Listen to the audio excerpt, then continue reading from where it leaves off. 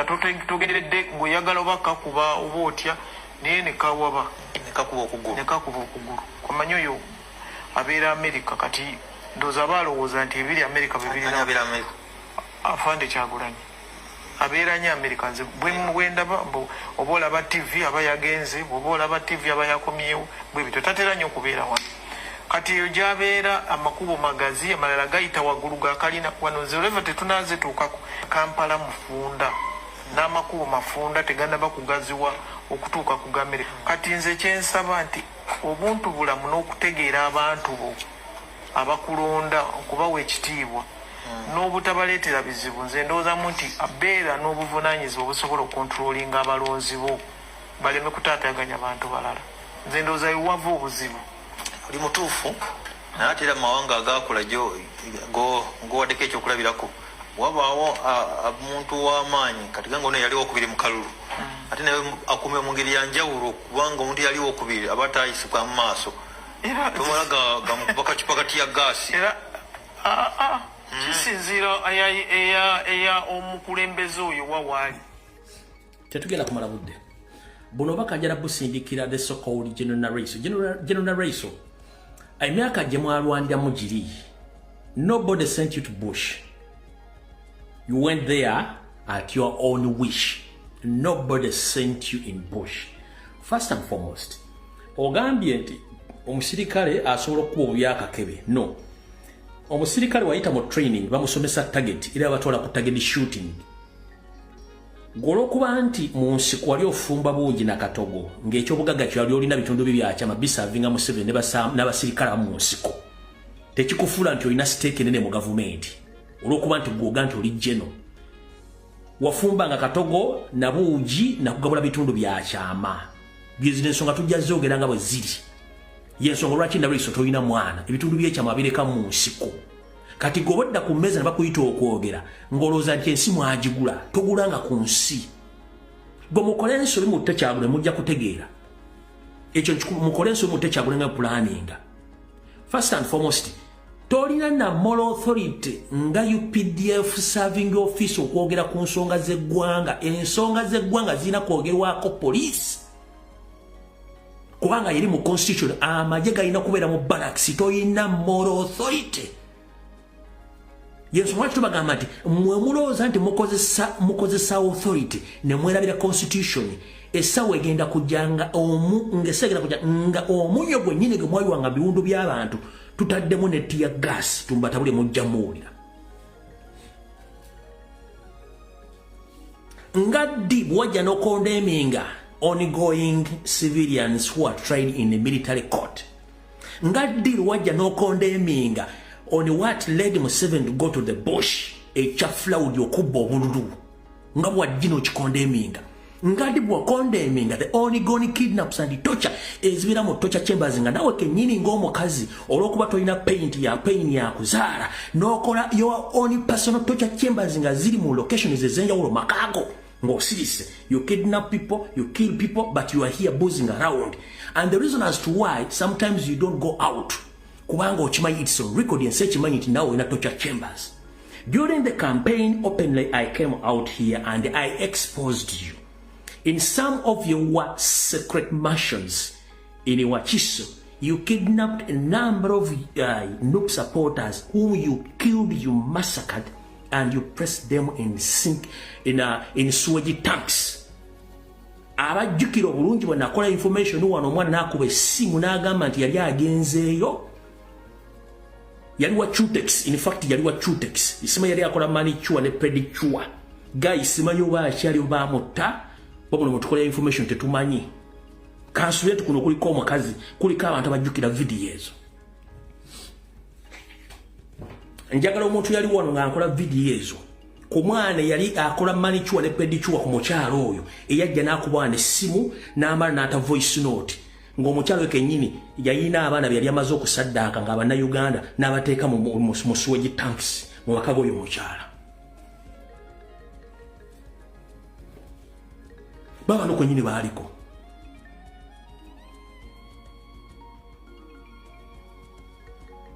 We don't make propaganda here, or we don't produce propaganda. We have the evidence and we produce the evidence. Nalweyiso, stop your arrogance. We are in .com era, whereby the constitution says that power belongs to people. Not power belongs to gun. We know where to purchase those weapons, but we are peaceful. So you coming out publicly and you talk to stop you start talking arrogantly without knowing that we can come out and we explain or we articulate these issues. That is wrong. You are general because you are honored by your services which you rendered to Museveni and the other army officers.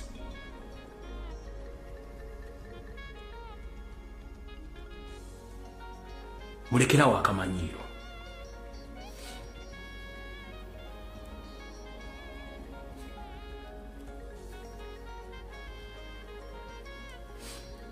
Luli abaddeko mwenna nga tukuba system ya bakamulire abali mu makomera nga bagala bafuula babateke bakirize emisango babalambe president muyekera o mutujju njagala uleka video kana ngo Museveni kenyini yeyogerera nti nupo batujju olyo kakasa ntubira serious ku information uliriza bulungi nnyo. Some of the groups actually behave as if they are on the verge of being terrorists. Indeed, well, these people know we lost a number of Ugandans. You cannot come to justice when you say you are a Democrat on one side and you are a terrorist on another side. And you think you are dealing with people who don't know. Because we know, we have all this information. Somebody is organizing a demonstration as a trigger to something else, which we already know. Okay. Ndoza motegedde bulungi contest y'abantu bano. Ebigambo bigenda byefollowinga nga byeddiringa nabo baloza tetegera bulungi nnyo. One, ono mukulu ne banne bajja ne basimatuka ebigambo ne babyogera nga bazosobola bitegeera na bikyusa. One, nabasomedde emisango gyadde 12 gya planning okuteeka ku president. Ono yennyini agambye some people like nope, they organize demonstration but with the hidden activities of terrorism. Wakitegera kate kansoke mbasomesa olwali mukitoke mukitegere bulungi nakino mukitegere bulungi nnyo. It is on record that the state, mostly Museveni, the moment we organized any kind of peaceful demonstration, or we talk about it, or we organize it, the following day, himself and his security agencies, including Semwai and Iso, they also organized other groups which comes out to demonstrate even before we demonstrate. And those people, they are the one who set on, they are the one who set tires on fire and shooting live bullets in Kampala. Kanchi badde mu lulimi obujja okutegeera. Buli lwetwogera tugenda kwekalakaasa. Museveni ng'akozesa Iso ne Semwai boorganizinga abasirikale banongoyi za bulijjo ne bajja ne boorganizinga nabo bennyini okwekalakaasa. Okwekalakaasa bwe bakuteeka mu practical ne bakuma ebipiira ne bakuba n'amasasi. Kati ebipiira bakuma era tegwanjagala ombuli nti wali bakutteko omuntu ng'akumya ekipiira mu Kampala n'okwekalakaasa kuno kubaddeyo kw'abasuubuzi. Waddewo nga grupu y'abantu ya Iso ya Semwai abajja ne bakuma ebipiira mu Kampala bakuba n'amasasi ne bagenda. Bino byonna byaliwo mu kwekalakaasa nga bakutte pulezidenti eruwuuka. Kuno kwaliko era yambadde wannupu kuno. In front of the Jesus, no, mommy, tear gas. I've never faced tear gas. Mommy, have you? No, mommy, we can't even die. Mommy, I'm very scared. Scared what? Mommy, you can't be doing that. Mommy, no. Jesus Christ, please, God. Mama, what? Mommy, I'm very scared. Mommy. Are you sure? Oh my God. Mommy, the whole family is in this car. Mommy, I haven't given birth. Mommy.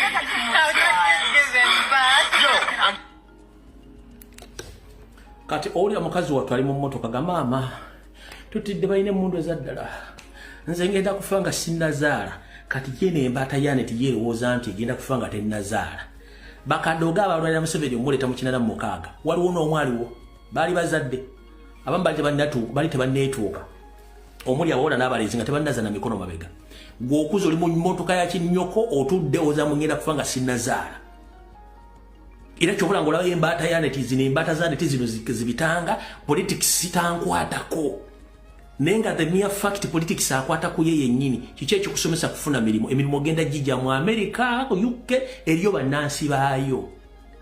The late Idi Amin Dada at the time when he was still the leader of Uganda, he created almost 70% of jobs in Uganda by creating parastatus bodies which created a number of jobs.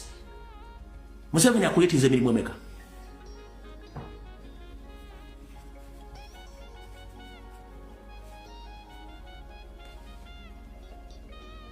Barabale baku masasi kulikuwa mwana Nupu. When His Majesty the Kabaka of Uganda came out to condemn this act, you poisoned him.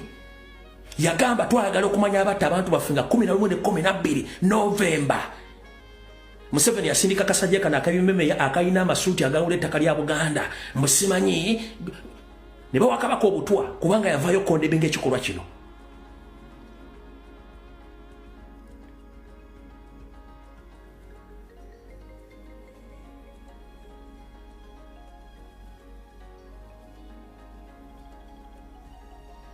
Politics tankwatako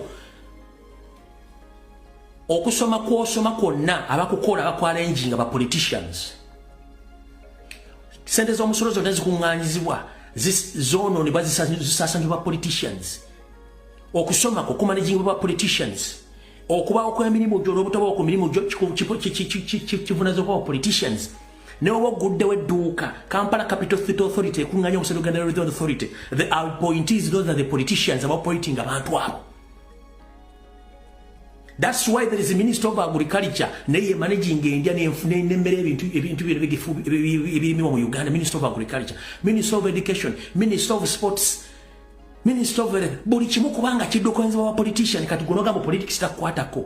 Oba musiru wa kikaki, oba mutokoseeko, mubugumyeko, musirize, oba kuvumbikanga mawolu nti gwe bamala kuvumbika okutegeera, okuvumbula.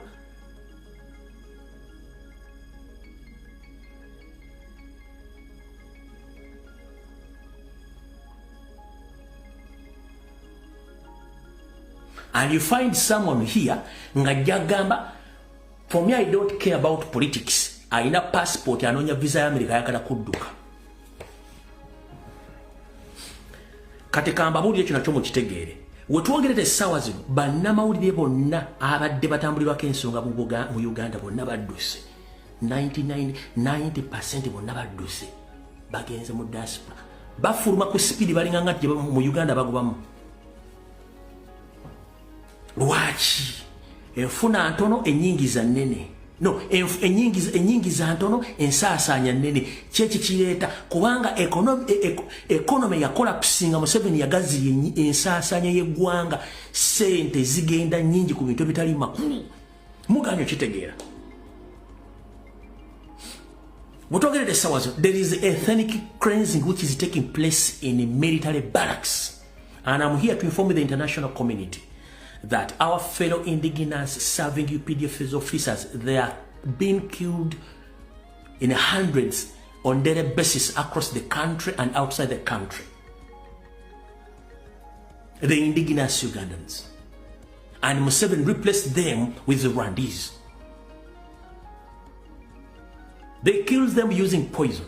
They poisoned them through water, food, but no one can come out and talk about this. And I'm calling upon all the UPDF serving officers, mostly the indigenous. Be very careful. There is ongoing, well-planned cleansing of all indigenous serving UPDF officers. including indigenous serving police officers. Be very careful. So many of our brothers and sisters, they have been eliminated by using poison through medication, poor sanitation, food and drinks. That's why the SFC wing, which is not in the Constitution of Uganda, they sleep well, they eat well, they earn well, and they dress well. What about you people?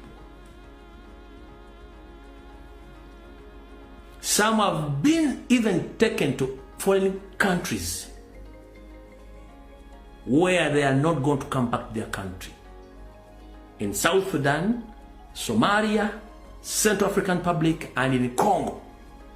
They kill them on daily basis. But if you can ask the parliament who authorized or allowed the UPDF indigenous serving officers to be taken in those countries, nobody has the answers, because it is a well-planned move by Museveni, Mohozi, and his brother Salimu Saleh. Because slowly they're replacing them with the foreign soldiers. Those are the Rwandese. So, omusajja wa UPDF, now ali mu prison, now ali mu police. Museveni and his brothers, they are giving out money free of charge to TikTokers. Is giving out billions of money to politicians, both in NRM and in opposition. Why? To sustain their stay in power. But what about you? Because they don't care about you. They are using you to keep their wealth across the country and outside the country. But the person who holds the gun, who stays outside, whether it's rain or it's signing that you are there earning little, and sometimes you don't get salaries. And I bet right now, almost 90% of UPDF serving officers, mostly indigenous, they have spent a year without getting their salaries. But they are there keeping quiet. Nchiddamu mu baganda baffe mwenna abasirikale abali mu poliisi, abali mu UPDF, abali mu prison, Museveni awa ssente ba TikTokers. Ekitono nnyo TikTok omu afuna $5,000,000. Ba politician bano beyeetera mu opposition bali mu billions and billions of money. Balina zaakedi, balina zimmoolo, basomeseza bane mu Harvard, mu masomero ag'ebbeeyi. Owa asomera luddawa? Nkubuuza, gwe wa UPDF akuma Muhoozi, wa UPDF akuma Museveni, wa UPDF akuma Salimu Saleh, akuma Nobert Mao, omwana wa asomera luddawa? Owa Mao asomera mu Harvard. Aba Muhoozi bali eri bali Simayi Mugundi, bali Canada. Owa asomera luddawa? Lwaki okuuma basajja nga ate okimanyi twakusuubiza miliyoni nga naawe okimanyi ssente weziri? Osula mu ttenti olinga nsuwa z'amazzi, engatto yambalemu olinganga kovu. Uniform oyine abasajja ba SFC balina uniform mukaaga, bali ekyenja, bali ekyeggulo, banywa amazzi agali botodi, munyaga mbaata nga bisolo, muli awo mukanudde amaaso ensi bagitwala.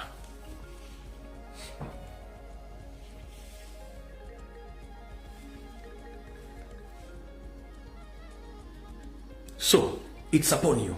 Either you join the indigenous Ugandans before it's too late, because as we speak right now, Museveni wants to change the electoral system, and he wants to remove all the powers of people so that they can officially handle the power to parliamentarians so that they can make the president. So, kino kibagambo kitegeere. Guno si muzannyo. Oba oyagala biwulirize oba toyagala tabijja biwuliriza. Naye nkugamba ekiri atabala kyekiri nasigadde waka. For instance,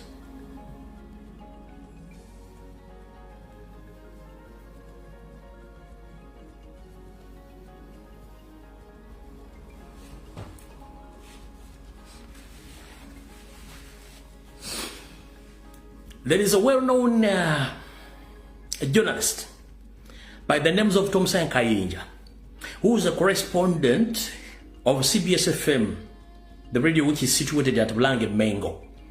This gentleman has been supporting Mathias Mpuga and Samba almost for 25 years. And he had been working hardly fighting Robert Kyagulanyi Ssentamu. But few weeks back, he faced the reality whereby he falls sick He didn't have even a single money to buy medicine. All the people he supported, as we speak right now, they didn't help him. Which led UPDF to bring him from Masaka up to Zambia Hospital. But what went wrong? We are fighting for equal rights. Because Masaka as a region, if someone in Masaka can fail to get proper treatment in Masaka and has been transported from Masaka up to Kampala, this is what exactly we talk about when it comes to share on the national cake in terms of services.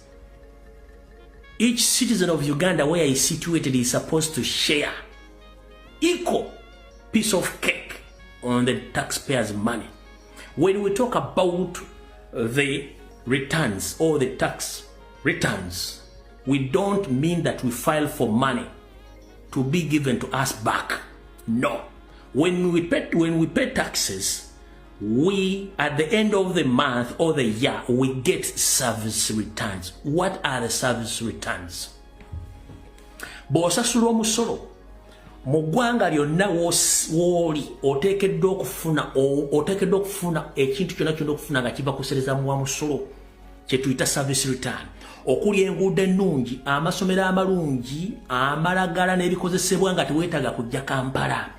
Ono omwami Tomusanga Kayinja abadde akubira akadingidi bampuga emyaka 20 ng'avuma Kyagulanyi. Yatuuse okulwala. Tebamuwadde wadde n'ekikumi. Ne bamugye Masaka ne bamuleeta ensambya. Kye kyatuuka Masaka kubanga teri ddagala, teri wadde ekikozesebwa. Naye ng'ate ne Masaka wavaayo omusolo. Kye tulwanirira olwaliro ngati ne bw'olwalira nakapiripiti oba nakapiripiti buli kintu kyonna kisobola okuteekerwa nakapiripiti. Ne bw'olwalira Masaka nga buli kimu kyonna Masaka kisobola okuba tolina kuva Masaka buli kimu balina okikolerako Masaka. Right now bw'olwala osibira mu Kampala. Mu Kampala bakulema osibira Nairobi. Nairobi bw'agaana ku ssente zo zikoma. Nga bakuwa okusiga okw'abalwadde ng'owonye. Ng'ogenda ng'ofa. Kati kino kye tubagamba ono guy yandibadde tali mu eno level singa abaddamu kye tuyita politics and he is a senior journalist. Tuwulira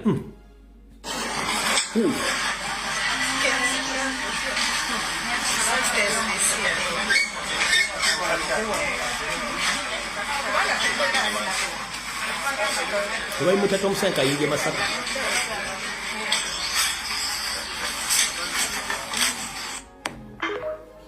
Oyamwita Omusange Kayinja Masaka. Ne CBS teyabaddewo. Mpuga teyabaddewo. Abedi Bwanika teyabaddewo. There is a time when you have to face reality when you are alone. So now he had been supporting Mpuga and other crooks in opposition. He had been busy fighting Robert Kyagulanyi Center, but no one, including CBS, the Mpuga, nobody came to rescue him. He had to face the reality situation alone. The entire Masaka region, there is no medicine. So good enough for him is popularly known as Tomusanga Kayinja Masaka. What about those people who are not popularly known in Uganda? What situation are they facing right now? People in Zombo, people in Nakapiripiti, people in Mbare, everywhere in Uganda. If someone who is popularly known like Tomusanga Kayinja is facing such a situation, what about you? What about any other indigenous Ugandans? Kino kye tubagamba, you have to face the reality. Mwe mwena bakomera ne babya ku social media mukimanye nti buli kintu ky'ogula mu Uganda kuliko omusolo. Onywedde mazzi, oguze sigala, oguze kidomola kyaki, ogenze mu buli kintu kyonna ky'ojjayo sente n'oziteeka mu kintu ne kigenda kitegeeza kuliko omusolo oguddukanya gavumenti ya Museveni. Omusolo ogwo gye bukomekeza olunaku nga gulina olina okufunamu okuddizibwa kye tuyita service returns. Mu economics oba mu business omuntu bw'okola business n'osuubula ebintu ebiba tebigenze oba ebintu biwasaze ebbeeyi at the end of the year olina okufayiringa kye tuyita tax returns n'Uganda Revenue Authority nayingiza ebintu bya bukadde 10 naye ebintu saasobodde bitunda ebintu byansaze nabitunzebwa ebintu nulaga ensasa nyingiza Revenue Authority erina okuddizaako ssente kye tuyita service return. Kati bwe tudda ku side ya government okubasomesa ekintu kino buli lwosasula ssente lwogula ekintu n'osasula omusolo, you need to get service returns. Service returns zezo ssente ez'omusolo. Buli lwoziwa gavumenti erina okukola enguudo, erina okuzimba amasomero, erina okuzimba amalwaliro, erina okukola buli kimu nga ne bw'oba olwadde esobola okuliisa famire yo. Whereby late Idi Amin Dada knew all his rights and services which he was supposed to render to Ugandans. Yazimba food reservatories, nazimba fuel reservatories, nakola buli kimu ekyetaagisa never tufunye disaster. Nobody calls in UN to provide food or fuel.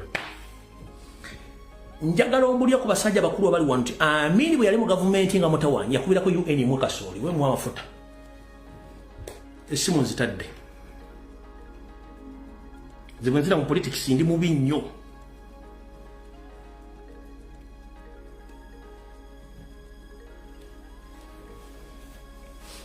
Tuyinza osulawo nzira mu politics ndi mubi nnyo.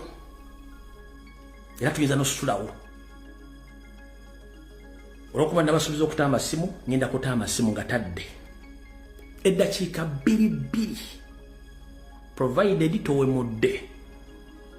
Kuba njagala message yetuuke bulungi nnyo nga terimu wadde vuunya. Wano tuli mu byabufuzi, original pure byabufuzi.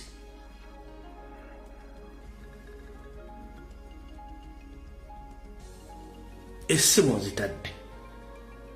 Uganda kaneegwamu ekizibu ne mugamba ekiteeza abantu bafudde ate mukubira UN ebawe emmere, mukubira UN ebawe tentsi, mukubira UN baleetera amazzi mu 25th century.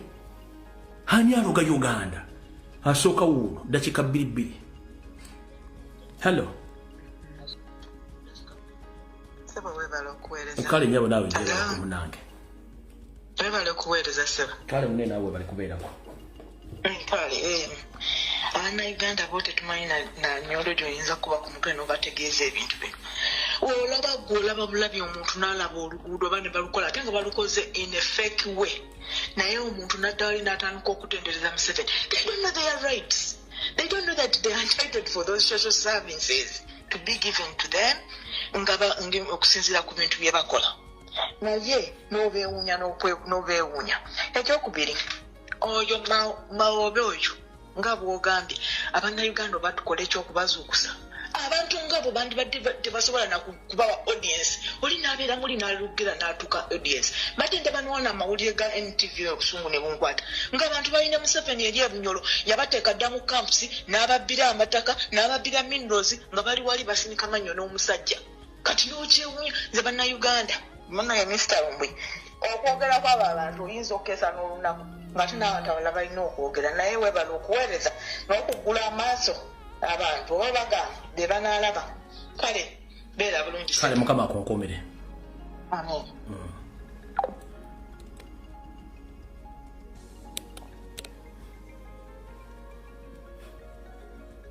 Essimu nzigudde.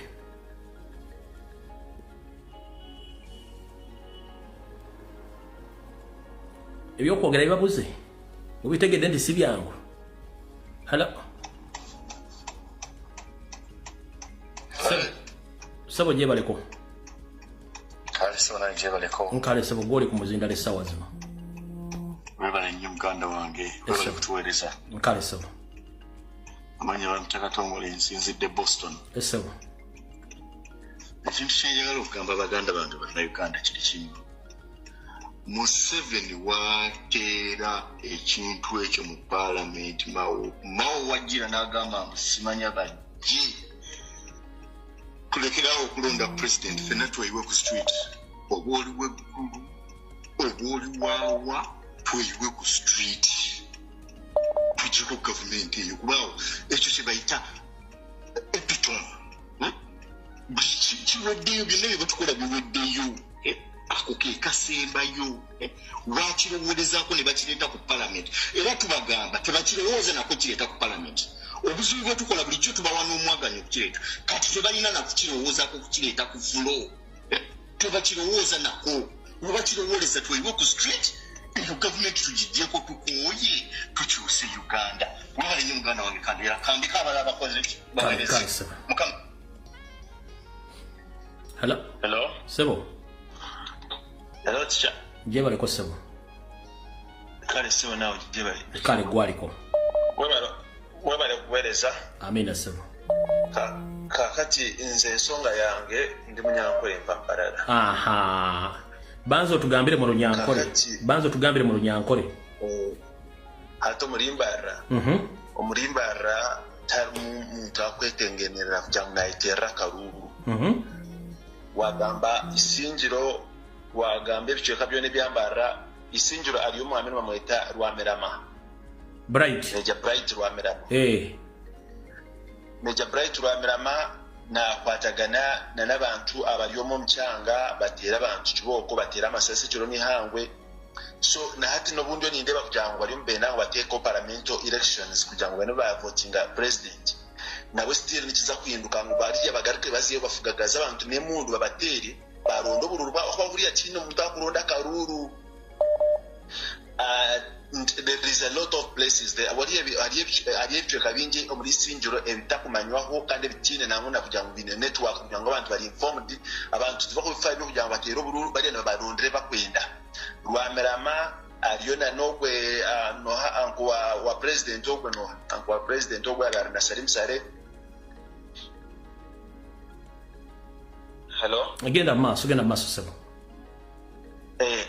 Abubona baliyo mu bisinjiro no bagyo bagiteganisa bona bakikwataka kuna ba LC5 na ba LC1 na LC2 bona isinjiro tekiro kujanga actually nimba rayona taro toyina ogambira konkani ndigayo n'ingambira abanyankole ndesa yayika twena tukwata ndese twemukire hamwe twabatakozire like for instance nimureba ngweki okwibitaka okuba itaka umukira mu Buganda n'imbarara gikiri babba abantu amataka nemumbarara abantu bababya amataka nayo kintu ekirinje embarara abantu basirika nenga nimbarara kyagenda wala abantu babajjadda kutaka kati bwekituuka kweno ate mu Buganda ate ekyo kibadde kisuse kubanga kati mu Buganda kyo kirabikidde ddala nekyensaba abannayuganda ffena tuzuukire wamu tukwata ne ffenna ate tuve mu bintu by'okupointinga fingers at each other. Luno olutalo lwa ffenna tulwanire wamu wankwadde abanyankole nti tebalina ddoboozi ddene lye boogezezza naye nabo bali mabega tuli mabega ffenna tubiraba and some of us we want to come out and explore and twogere kwegamba to expose nga abantu bano naye lwakuba nti actually teacher mbadde njaga obeereko ofune gundi tukwatagane n'abanyankole abasinga kubanga abantu bantukira nnyo baagala okuweerezaayo ensonga zaabwe. Esimu yange mugenda njagala obulira abantu Museveni bamulonda mwankola abantu ba MPs the western side of the country. Do they elect Museveni or they elect MPs only? They don't. Ne MPs mbarara yonnayo n'abanyankole bonna tewali muntu aweereza movement NRM tewali bagiweereza but these people they just come and sit on them that they voted. Bugenda okucha ku machanga balese voting ballots zonna nga zijjudde nga teri muntu agenda okwogera basula bakuba amasasi basula bakuba abantu emigonga buli muntu ali mu nnyumba ye nga teri afuluma ng'obululu babuleeta ne babuyiwako ku macha ne bateekawo lines ne babakugira mwena ne babasalako nga tewali muntu ayingirako ku voting area. Tweyanza nnyo ssebo. Kale tikyawola munonga okuweereza. Kale nabo balikubeerako. Hello. Sebo. Jebaleko teacher. Nkale sebo nawe jebaleko. Nkale teacher. Teacher neyanze wotandikidde wonna. Ebintu byeyogeddeko byebiri mu Uganda byebiri mu nsi gye tulimu kati. Abantu ffenna twali mu kwezuula ki kye tuli. Ayezudde bw'abuulirako munne ate amulyamu lukwe n'ayongera ki okumulemesa kyagenda okukola. Esatagano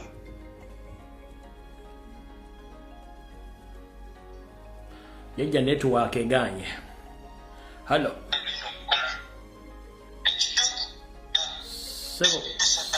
Sebo jjako essimu oba TV.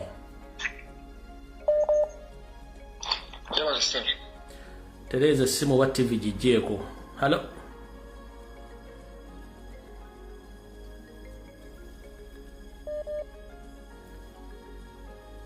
Hello.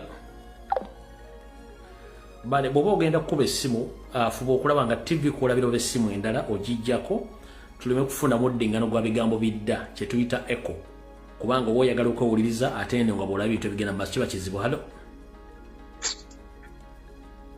Hello. Hello. Nyabo genda mu maaso gwaliko. Musomesa we bale kutuweereza ssebo. Nkale nyabo nawe bale kubeerako. Ntandikidde ku nsonga y'amawube ekyo ekintu kyatembeeta musomesa ffe tetuyinza kukikkiriza bannayuganda ke kaseera okusitukira mu nsonga eyo. Abo abasajja baba balaba kisoboka kye bagamba nti katukkiriza kati nze ndiwo emitiyana tukkirize saakalondera emitwe gyaffe gyonna mu paalamenti.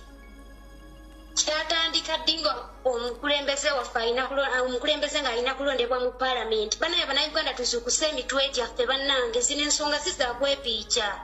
Zino ensonga za ddala zikwata ku buli munnayuganda. Tusitukiremu mu nsonga eno bano abasajja abatembeeta ekintu ekyo oyo mawube n'obwamawube bwe.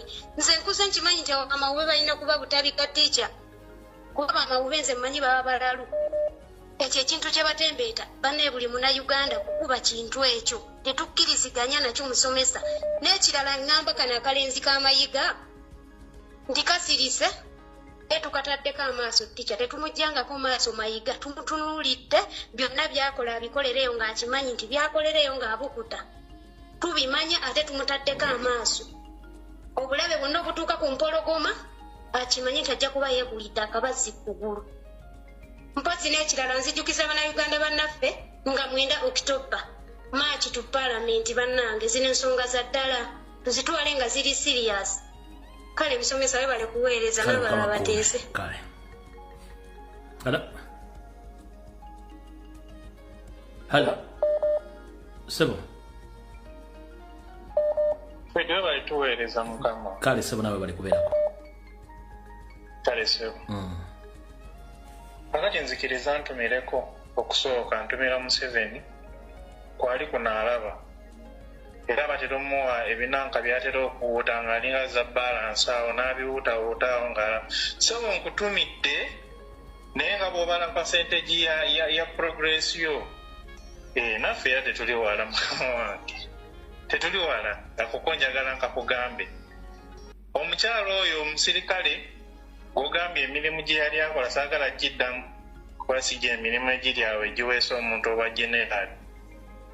Abantu bano boogera babalaata lwa nsonga munnange bakuwa emmundu oba bakuggyamu obwongo siyinza nakitegeera bulungi naye babalaatemukko ku bannaffe abafudde kwe tuzimbye amatofaali amagumu. Fred njagala okwebaza wadde nga tetulina nnyo bintu biri awo bikwatibwako nti bino tubigaba eri omuntu naye Katonda ali waggulu akutusasulire mukama wange. Amina sebo neyazanyisa. Abalidde. Sebo. Hello. Sebo. Onkulamusiza mukulu Fred nange bwite sebo bali kubeerako sebo. Enzo obugambo bwange bugenda kubeera bumpi ddala. Nze nkunga bannayuganda bonna buli omu gyali. Abantu bano baleeta ebyekisiro okuva mu buli regioni tubigireko emitwe. Mawobe ab'omu North bamugireko emitwe.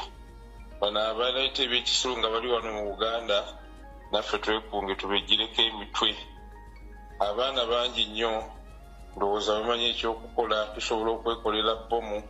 Abantu bano batambula kire batambula kiro banywa omwenge tubalageko naffe nti nno eggwanga lyaffe tulyetaaga ebyo bye byange. Kale sebo bali kuyita mu bwangu. Hello. Hello. Hello. Sebo eddoboozi nga liri wansi yongeza ku ddoboozi. Byebale teacher. Nkale sebo nawe bali kubeerako. Sebo. Ono kwaizo okuva Uganda. Sebo. Kati ku nsonga nzije njogerako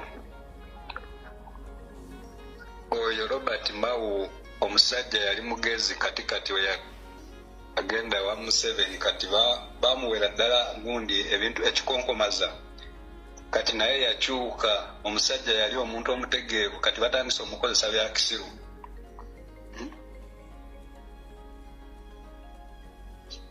Kompulira teacher. Nkuwulira ssebo genda mu maaso.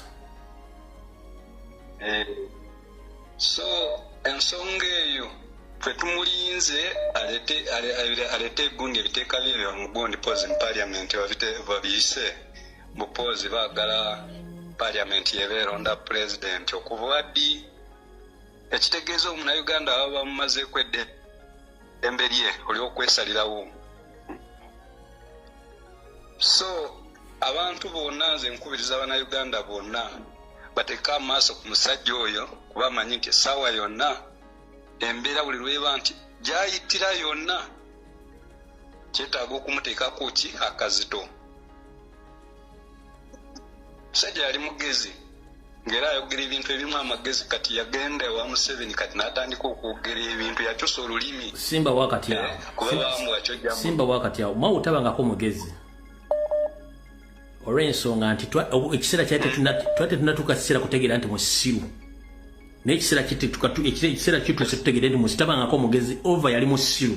To remind you this, during the conflicts between Museveni and the Museveni party too known as Koni, himself Mao, he knew that Museveni is Koni, and he was sent by Museveni to do the negotiations.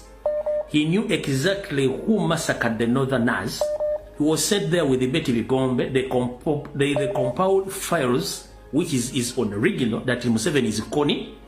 He knew, but he kept quiet. So, at the time, when we thought that Mao, he understand, it was just a mere time to understand that Mao is stupid, he's a fool. Just a mere time. Katutegedeti musiru, yali musiru kuvada. Yes. Yes, kubanga ka video nsipyalo waliwo video gye wakola omulaganga ebiseera ebyo okonyinga ali mukuni munozaani eyo. Ebiseera ebyo ziti yali kundi yali LC5. Yali LC5. So kuvadda musiru akubadde nzijukira ka kuvadda musiru twali tunategera butegeezi level ya musiru kwali. Ate kituyambye nnyo ono omusajja president waffe ono Kyagulanyi okujja n'atwoleka abantu abasiru ne tutegeera. So kati eggwanga lyonna saa zino bali kulifuula matongo. Kukola bye baagala byonna kumala kubana byabwe. Sigadde tikyansigadde Fazali Mayuge. Kale.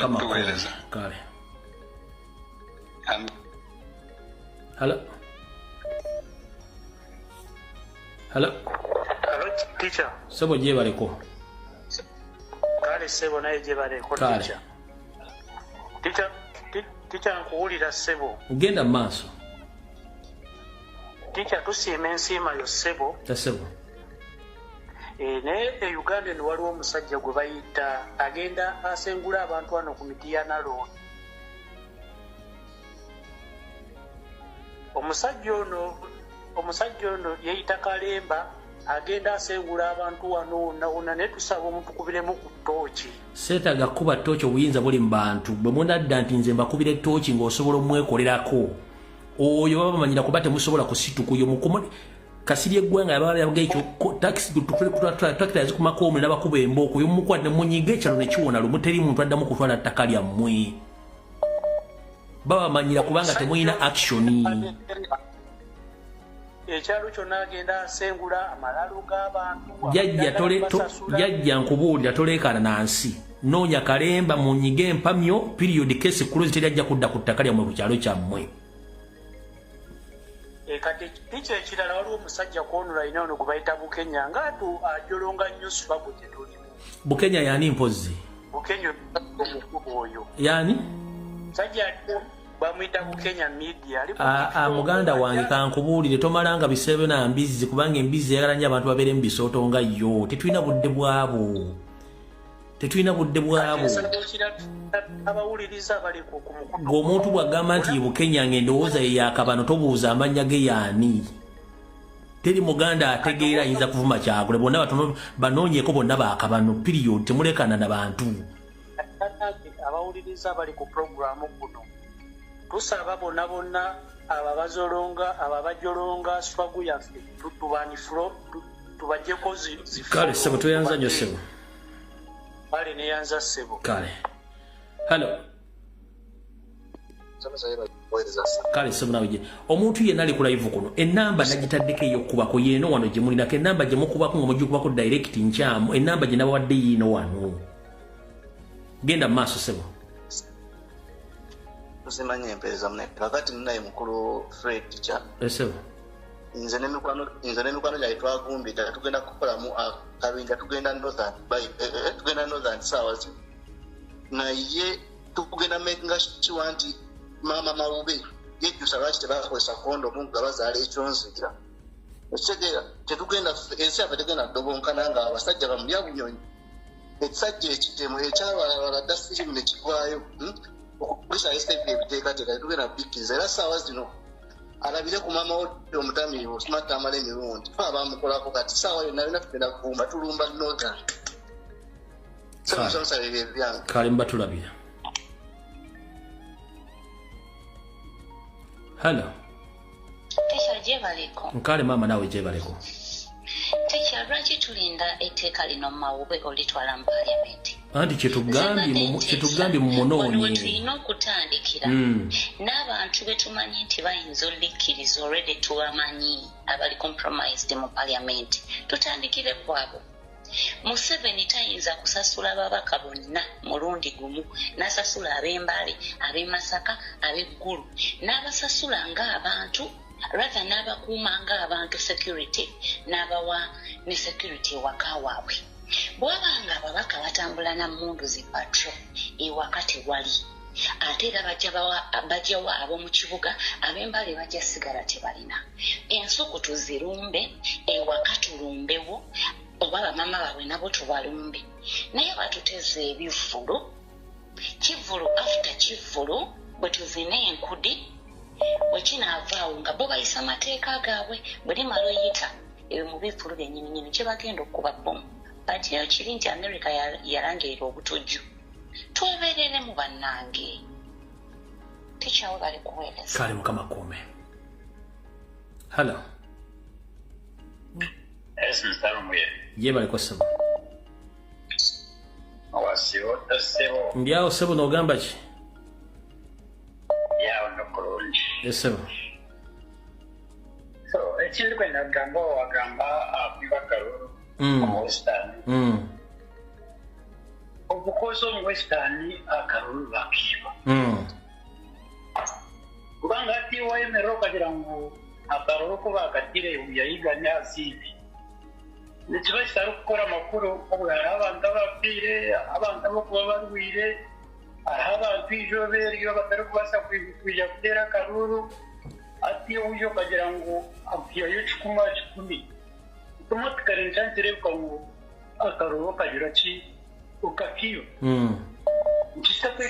nkitakwetaaga kugira ngu baze kukola investigation baze kubuuriza baze kukora ki ekyo kyokyo kandi kiri kikoleka ngu akaruru bakagira ki bakakiiba ninga shi nebakiiba siga tukaza nsonga ya Robert Mao n'ebyobururu ninga shi okwiyaho nenga okugarraho ntwenda kubuuza kubagire kwiyaho ensonga y'okwiyaho ebisanja bakaba biireho ki igire kibareeba biirireho kikwire kugira ngu hati bigarukeho ninga esente z'omubumusoro ezi bakozesha omu kukora ebyo kwiyaho term limits ezi sente ezo nibazibarira nkahi kandi be hati nibabarira nkahi ezi sente zibarikwenda kukozesa kwiyaho kugaruramu eminanka egi term limits so eyo yoona nibabikora kugira ngu babuzaabuza abantu konka kiri abanyayuganda kugira ngu bo aha bwiro bimuke barwanire constitution yabo nabo berwaneho barge omukubihabibwa kw'aba bantu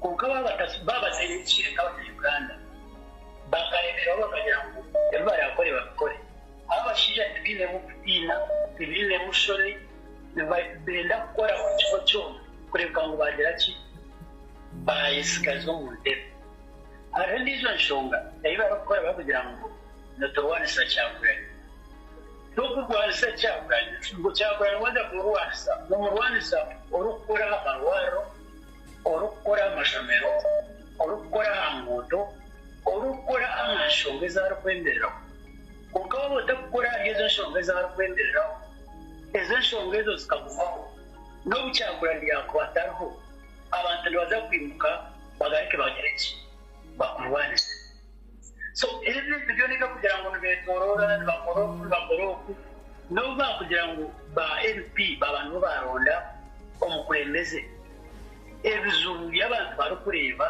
ningashi kubonabonesa abantu byo byarugaho tubikabigireho ensonga eri ngu bakore aha bintu ebyokukora ki ebyokubuma abantu ebiresire Kyagulanyi yashayininga konka baba batabukozireho ntitwenda kubamanyisa impamvu turi baba batakozire aha nsonga ezikuru n'abantu bakareka okukwata abantu bakareka okwita abantu bakareka kubinga abantu banja byabo ezo nsonga zabaziro nobu bakugira ngo barondera omwebembezi w'ihanga omubayane ebizibu ebyo byabikiro bona nabo abantu nibaza kuguma nibakora ki nibimuka nibarwanisa gavumenti mpaka erigiriho tweyanziza nnyo sanga bazitegedde ahandi osiyo bulungi kale sebo naye mukama akunkuumire. Hello. Hello. Sebo. Kramsiza teacher. Nange bwento sebo jebale ko sebo. Kali sebo.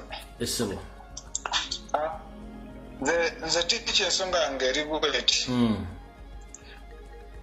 Tulabula mawu ne gurupu ye nti abajjawo ebisanja twasirika nga tubifaako. Nebajjawo age limit olwo nga netandika okulaba ekijja mu maaso naye era ne tusirika olw'ensonga tetwali nnyo active naye essaawa zino tubalabula nti tuli active era buli kimu tukiraba tulabula mu mawu wadde nti talina kyafiirwa nti obulamu bwe bujja bugenda simanyi naye alina famire abafamire bayite mu mawu bamulabule era buli alina ebifaananyi bya mawu abituwe ate nabo bonna badiringa nabo bonna abazze nga bawaayo eggwanga lyaffe tetugenda kukkiriza oba talina kyafiirwa naffe tetulina kyetufiirwa awo mu kampala eyo tulinawo kizimbe tetulinawo factories tetulinawo business byonna byabakama be naffe tetulina kyetujja fiirwa naye tujja kuwolerera eggwanga lyaffe ekyo tubalabula bakole bye bakola byonna naye bamanye nti weetuli tetugenda kuggwaawo wadde beesiga okututemula okutusiba okutubuzaawo naye tetugenda kuggwaawo bannayuganda mwenna buli munnayuganda waali yeesibe bbiri tulina okulwanirira eggwanga lyaffe tetusobola kukkiriza kuli wabagwira balitwale ate tulina okumanya ekintu kimu nti teri mbazzi etema muti nga terina muyini embazzi eba n'amaanyi ng'emaze okufuna omuyini tosobola kukwata mbazzi n'ogitemesa muti ne gugwa nga teri muyini kati bano bammawu bayambye Museveni embazzi bo bafuuse emiyini okuyamba Museveni okututemula eggwanga lyaffe ditwala naye tubalabula buli omu wali amanye nti tulina okuwolera eggwanga lyaffe ebintu byonna bye batukola tukirabye tetulina kitya kyetutalabye batukutte batusiyaze batubuzizaawo batugemu amannyo batusse batukoze buli kimu bakakweza bonna bali eyo ba victim abalala bali eyo abalala bali mu bwaŋŋanguse tewali kipya kyetutalabye kyetutamanyi kyetutawuliddeeko kati naffe eggwanga lyaffe tujja diwoolera bakole byonna bye bakola nga bamanyi nti weetuli ate tulaba ate tuli active buli alina ekifaananyi kya Mao nga famire ye baana be bakazi be babireete tubitinde ku mitimbagano buli omu amanye nga bwe twakoze ebya Lusoke ono simanyi ayogera poliisi nga bwe twabakoze ebyo ebyange tica tuyazanyo ssebo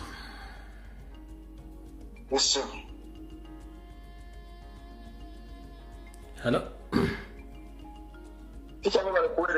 nkale ssebo nawe bali kubeerako ssebo sebo ntwala omukisa guno okutegeeza bannayuganda bonna oba bannayuganda mwenna nti ffe tetugenda kulinda Mao oleeta kiteeka kye mu palamenti era mu kino njagala obategeeza nti kubanga Museveni tagenda kukoma ku Mao kuba tatandise na Mao bino byonna Museveni agezaako okulaba ki kye tusobola okukola kati abantu babiri be tutagenda kugumiikiriza kulinda kulusaako kubanga bannayuganda twakuliramu kiri ebyo twali nga tukyali masomero nga tukyali bato twazanyanga nnyo ebizannyo byasooka omukoone kuba entiisa ate nga bagenda kukuliwa ebinnyo oboza nkuba entiisa sooka omukuba entiisa naye agamba sooka okuba entiisa bagenda kukuliwa ebinnyo bakukuba ekikonde kimu oguddeeyo kati bannayuganda tulinda Museveni amale kututta ffenna kuggwaawo nga tukyalina opportunity esituka ne tulwanirira ensi yaffe ku mulundi guno tetwagala tulinde Mao kuleeta biteeka bye baganda baffe mpulideko abagenda Arua abagenda ekkulu mwebale nnyo omulimu ogwo naye nga bannayuganda mwenna ndi wano bategeeza nti eno ye sizoni y'okukabala ebikata bya lumonde muguleeyoko ku nkumbi abatalina majambiya mugagule abatalina bifumu ebisina ebinnya kutuzimba ennyumba zaffe ze twazimbanga ziye z'omukyalo muguleeyo ebifumu buno obusajja bwali tebulina na kye bumanyi basobola okwetema ne busobola okusembulayizinga mu nsi zino 3 Rwanda, Uganda ne Congo ne Tanzania kati bwagala Uganda ogitwalira ddala wajja na miggo nga tebulina kye busobola kyonna ne busobola bba okwetema n'amajambiya nga tebulina n'amaanyi naye gwalina amaanyi n'obwongo kikulenya okutegeera nti naawe osobola okukozesa ekifumu osobola okukozesa ejjambiya kubanga emmundu eziri mu ggwanga Uganda tezisobola baffe balinda kubamala osobola tutta ffenna kyo kyenjagala obbagamba kati omutagalokoka endi wano bbagolokosa nti atalina kifumu genda okigula atalina jjambiya genda ogigule atalina ate sifu naye ekiwabyo bino ebyasalangayo emiyembe akagulu n'emicungwa bano abasajja nabo balina omusaayi nti woomutema guyiika balina omusaayi gulina omusaayi ate nga namuteme nnyo okitegeera ekyo kyenjagadde okuyisaawo eri bannayuganda we bali kuweereza ssimu kalisa hello hello hello hello nkali nyabu nawe gye bali ku munange abantu bagambe nti bali kutujjako ddembe lyaffe eryatusomesa President Robert Kyagulanyi nti people power is our power nti amaanyi ga President Robert Kyagulanyi Ssentamu gamaze ng'atusomesa ebbanga lyonna nti amaanyi gali mu bantu Mao ng'omuntu ali mu gatujjako nti amaanyi ga gonna gava gafudde ettogge ebbanga lyonna musajja wattu azze atusomesa nti amaanyi gaffe gali mu bantu bagenda gatujjako nga bakozesa omuntu omu ye Mao kyekiseera buli munnayuganda yeeteeke mu bigere bye ayambale engatta ezimutuuka amanye eddembe lye nti ligenda muggyibwako mu bbanga ttono ddala mu kaseera mpaawo kaaga mudde mu by'okutambuza ebitundu by'ekyama by'abakazi bannammwe ng'eggwanga lyammwe balitwala bannayuganda mudde mu by'okutandika okwerumaaluma gundi kino gundi kiri ng'eggwanga balikwasa Mao bano abasajja bamalirivu okukola buli kimu ekisoboka okweddeza obuvunaanyizibwa bwabwe okutuggyako eddembe lyaffe bali mu kwata mu kawaayiro ka ssemateeka bajjamu akawaayiro kali lwakuba bakireeta indirect bajjamu akawaayiro kali akagamba nti amaanyi gali mufe abantu amaanyi bali mufa abantu nti ffe tulina okwesalirawo bali mu kutuggyako akawaayiraawo naye ku luno tebakirese nga kya John Magezi eyajja n'atugamba nti ne bagikwatako bali mu kukwata ku constitution ffe tuli mu bintu birala bali mu kutuggyako eddembe ery'obwebange neyanza netisha neyange